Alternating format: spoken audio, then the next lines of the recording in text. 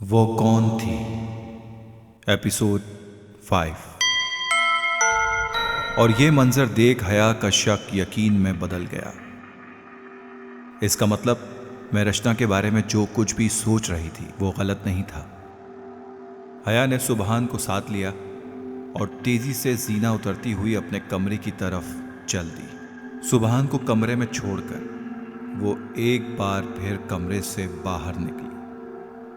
उसके हाथ में कुछ रकम थी जो उसने रचना को थमाई और कहा, ये लो पकड़ो, तुम्हारी मेहनत से बढ़कर ही है। अब निकलो यहां से और दोबारा कभी अपनी शक्ल नहीं दिखाना, वरना वो हाल करूंगी कि सारी जिंदगी याद रखोगी, समझी? हया तल्ख लहजा इख्तियार करते हुए बोली। मगर यूं अचानक क्या हुआ है? आखिर बात क्या है बाजी? मैंने ऐसा क्या कर दिया? रचना कुछ ना समझ आने के अंदाज में बोली। इतना कुछ हो गया और आगे से भोली बनती हो? मुझे बहस नहीं करनी तुमसे, तुम निकलो अभी के अभी। ये बोलते हुए हया उसकी नाजुक कलाई से पकड़कर उसको दरवाजे तक ले जाने लगी। बाजी, मैं ये नौकरी नहीं छोड़ सकती। भले आप मुझे ये पैसे ना दें, मैं बिना उजरत के आपका सारा काम करूंगी, मगर मुझे यूं अपने घर से दूर ना करें। रचना की आंखें नम हो गई। उसके बोले हुए अल्फाज पर हया एक पल को रुक गई और बगौर उसके चेहरे की तरफ देखने लगी और कहा, क्यों? ऐसी कौन सी बात है मेरे घर में जो तुम बिना पैसे के भी काम करने को तैयार हो?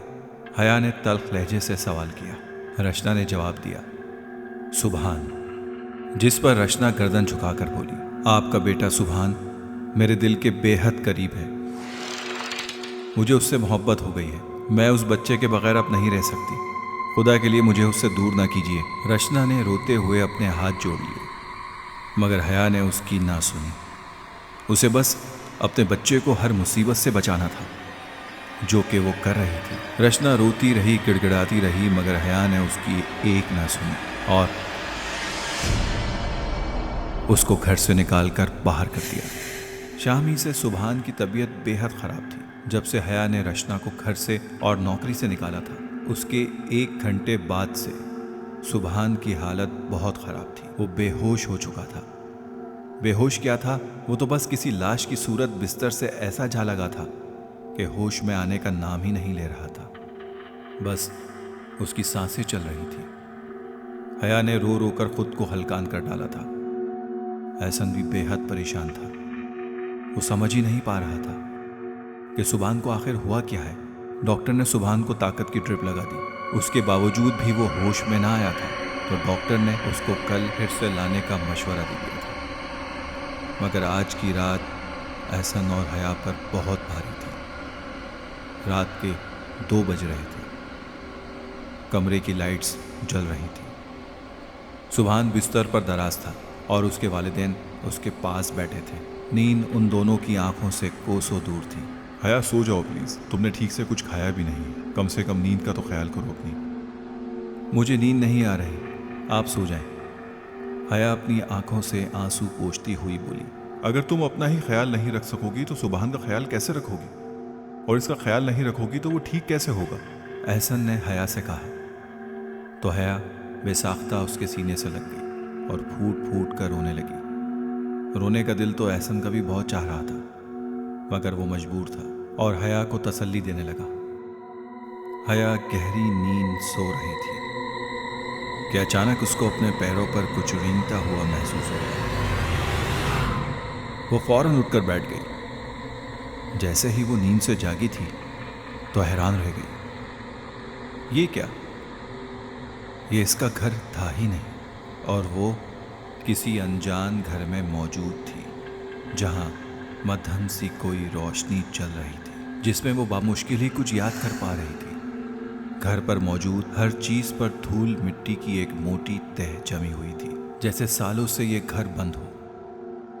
मगर हया का ध्यान इन सब बातों की बजाय सामने मौजूद दरवाजे पर था, जो थोड़ा सा खुला हुआ था और वहां से कोई अंदर झांक रहा था। ये देखकर हया का खून खुश्क हो गया, मगर अगले ही पल वो चीज गायब हो चुकी थी। कुछ ही देर गुजरी थी कि सुबहान की दर्दनाक चीख सुनाई, जिस पर हया तड़प गई। और बिना किसी चीज़ की परवाह किए हुए दौड़ती हुई बाहर को गई।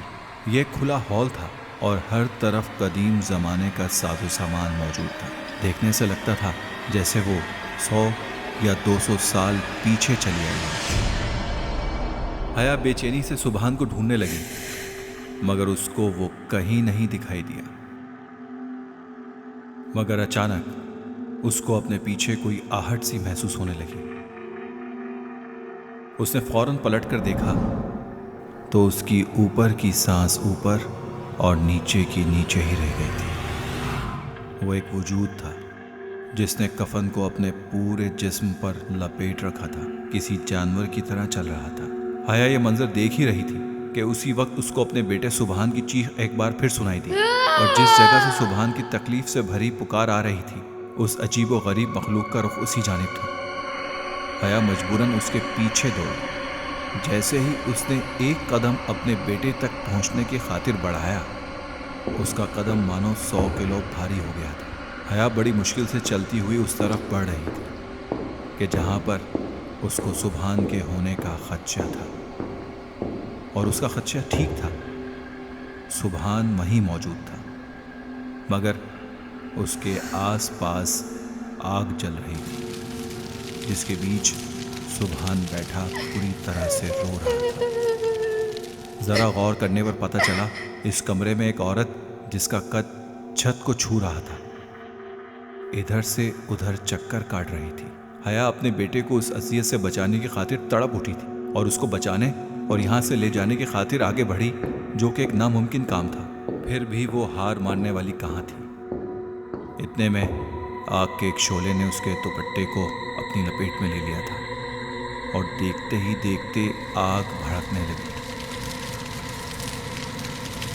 तो वो भागती हुई बाहर को दौड़ी और आग बुझाने की कोशिश करने लगी कि अचानक ही उसकी आंख खुल गई और उसने खुद को अपने कमरे में पाया। आंख खुलते ही उसने सुभान को पुकारा तो सामने सोफे पर बैठा एहसन फौरन ही भागकर उसके पास आया और पूछने लगा, क्या हुआ?